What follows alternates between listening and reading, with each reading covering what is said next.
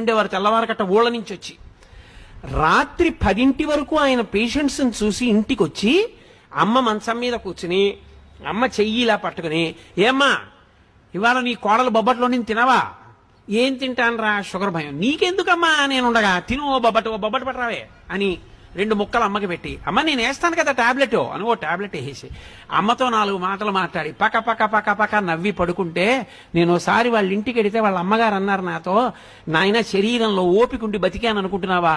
నా కొడుకు రాత్రి ప్రతిరోజు వచ్చి కూర్చుని అమ్మ అమ్మ అంటూ మాట్లాడిన మాటలకు బతుకుతున్నానయ్యా అన్నారు ఆవిడ. అది ఆదర బుద్ధి. అమ్మ నిన్ను ఏదో ఎత్తుకుపోతుంది నీ దగ్గర అనుకోవడం నీ కర్మ, అది నీ బుద్ధి ఎందొచ్చిన జాడ్యం. తండ్రి నీ డబ్బేదో పట్టుకుపోతాడనుకోవడం నీ జాడ్యం, అది నీకొచ్చిన తప్పు, నువ్వు దిద్దుకోవాలి. నీకు జ్వరం వస్తే నువ్వు మందేసుకున్నట్టు ఈ శాస్త్ర విషయంలో నీకు అవగాహన దోషం వస్తే నువ్వు నేర్చుకోవాలి. కానీ అది తిన్నగా పిల్లల తప్పని నేను చెప్పను.